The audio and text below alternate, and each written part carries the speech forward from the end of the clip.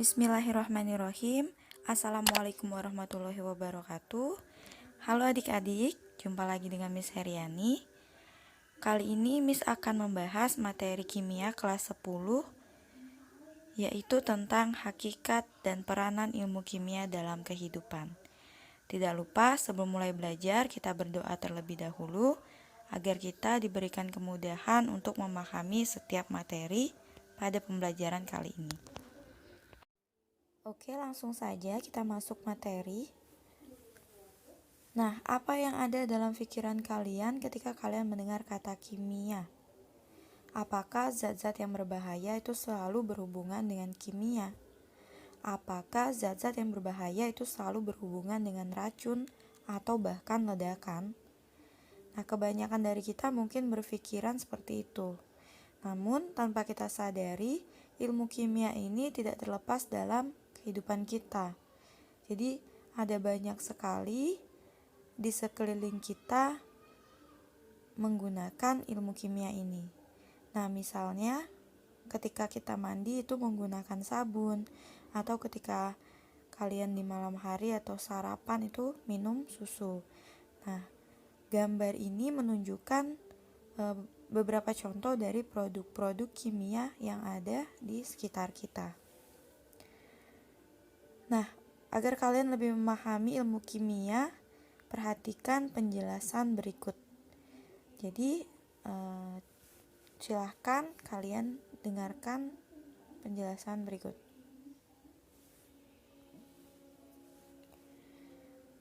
Nah, ilmu kimia. Jadi, kimia itu berasal dari bahasa Arab kimia, yang artinya itu adalah perubahan benda atau zat. Atau dalam bahasa Yunani itu disebut dengan kemeia. Nah, ilmu kimia itu adalah ilmu yang mempelajari mengenai susunan materi, ilmu yang mempelajari struktur materi, kemudian mempelajari sifat materi, lalu mempelajari perubahan materi. Nah, materi itu sendiri adalah segala sesuatu yang memiliki massa dan memiliki volume atau menempati suatu ruang. Nah, ilmu kimia itu mempelajari susunan materi. Nah, susunan materi yang dimaksud di sini adalah tentang unsur, senyawa, dan campuran. Jadi unsur itu adalah zat yang paling sederhana yang sudah tidak bisa dibagi lagi. Contohnya ada natrium, hidrogen, karbon, dan masih banyak lagi unsur-unsur yang lainnya. Kemudian senyawa. Senyawa itu adalah zat yang terbentuk dari gabungan beberapa unsur dengan perbandingan tertentu. Contohnya ada senyawa CO2 atau lebih kita kenal dengan karbon dioksida. Kemudian ada H2O, kita kenal dengan air. O2 itu oksigen. Nah, itu contoh-contoh dari senyawa. Kemudian campuran. Nah, campuran ini adalah gabungan antara dua zat atau lebih, di mana sifat penyusunnya itu tidak berubah. Jadi contoh dari campuran itu misalnya larutan gula, larutan garam, ataupun susu, dan lain-lain. Nah, yang kedua, ilmu kimia itu mempelajari struktur materi. Nah, struktur materi ini menjelaskan tentang ikatan yang terjadi antar atom sampai terbentuknya molekul unsur, molekul senyawa, ataupun ion. Nah, ini nanti akan kita pelajari lebih lanjut. Kemudian, ilmu kimia itu mempelajari sifat-sifat materi. Nah, sifat materi yang dimaksud ini lebih mengarah ke sifat-sifat kimia suatu zat. Misalnya, suatu zat itu mudah terbakar, mudah mengalami korosi, atau mudah bereaksi dengan zat-zat yang lain. Kemudian, ilmu kimia itu mempelajari perubahan materi. Nah, perubahan materi ini dibedakan menjadi dua, yaitu ada perubahan secara fisik, ada juga perubahan kimia. Nah, kalau perubahan fisik itu biasanya perubahan yang tidak menghasilkan zat baru. Jadi misalnya es yang mencair. Nah, itu dia bentuknya sama-sama air. Kemudian perubahan kimia itu perubahan yang menghasilkan zat baru akibat adanya reaksi kimia. Contohnya misalnya ketika kita membakar kayu, maka kayu akan menjadi abu. Atau contoh lain lagi, besi yang menjadi berkarat ketika hujan atau lama-kelamaan pasti akan berkarat. Jadi kita simpulkan bahwa ilmu kimia itu adalah ilmu pengetahuan alam yang mempelajari tentang susunan, struktur, sifat, perubahan, serta energi yang menyertai perubahan suatu zat atau materi.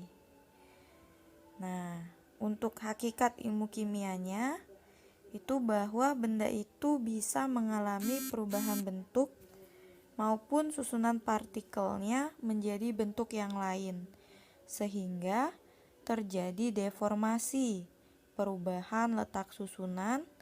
Nah, ini mempengaruhi sifat-sifat yang berbeda dengan wujud yang semula.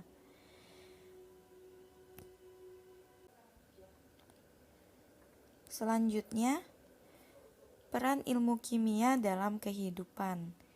Nah, ini dibagi menjadi beberapa bagian.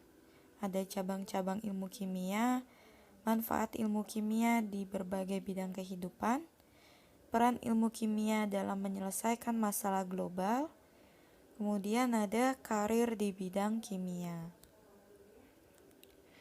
Nah, seiring dengan perkembangan zaman yang semakin pesat ini, baik di bidang informasi, teknologi, komunikasi, atau iptek, nah, ilmu kimia juga semakin berkembang. Jadi perkembangannya itu juga sangat signifikan.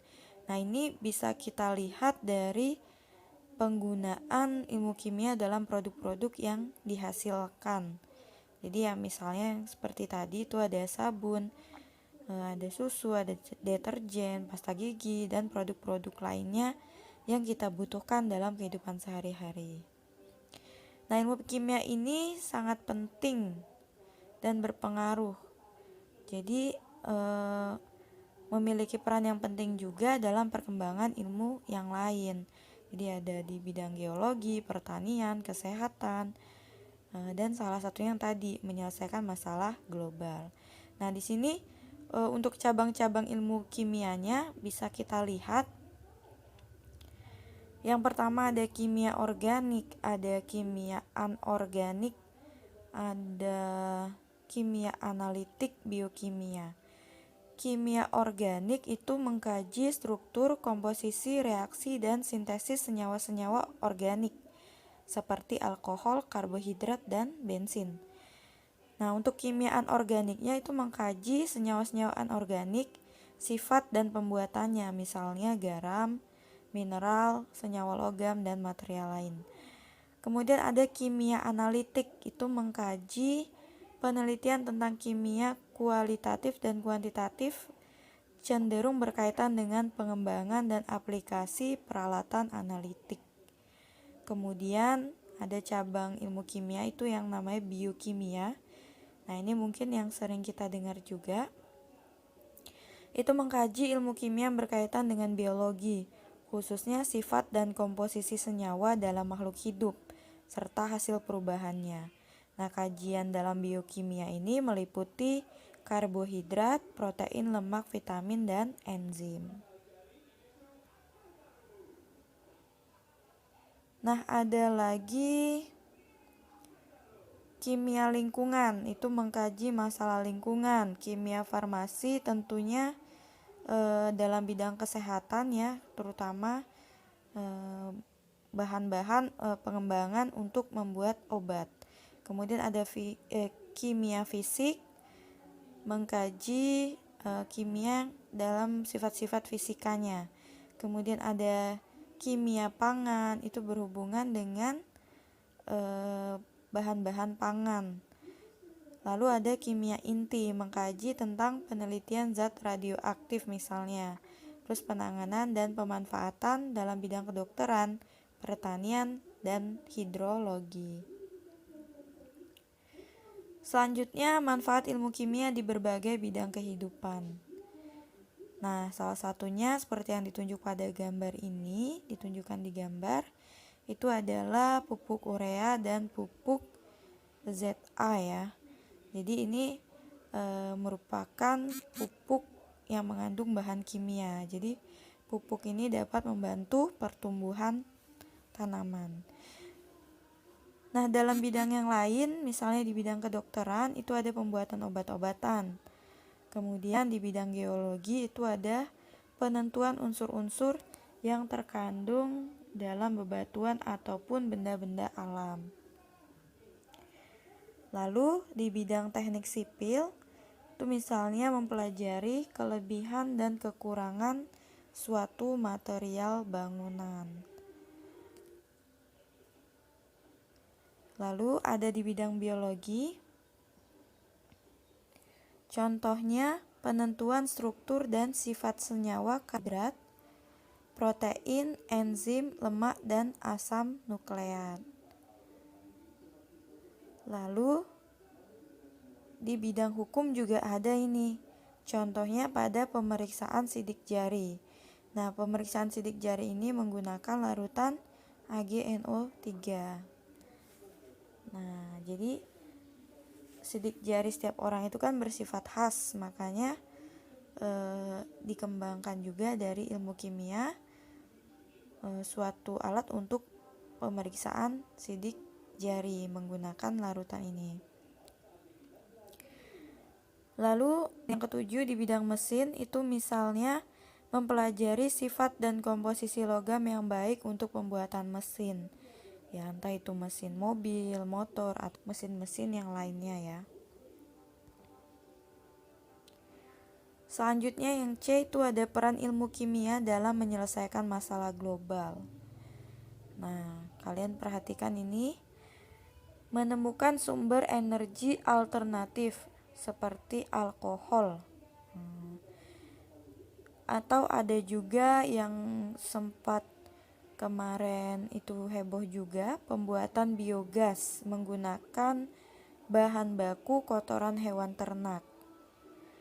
Lalu ada contoh lain lagi, program Langit Biru, misalnya melengkapi knalpot kendaraan dengan katalis konverter. Nah, ini beberapa peran kimia di dalam menyelesaikan masalah global. Selanjutnya, ini adalah karir di bidang kimia. Nah, ini penting untuk kita ketahui. Mungkin sebagian dari kita di masa mendatang ikut mengembangkan atau bahkan bekerja dalam bidang kimia.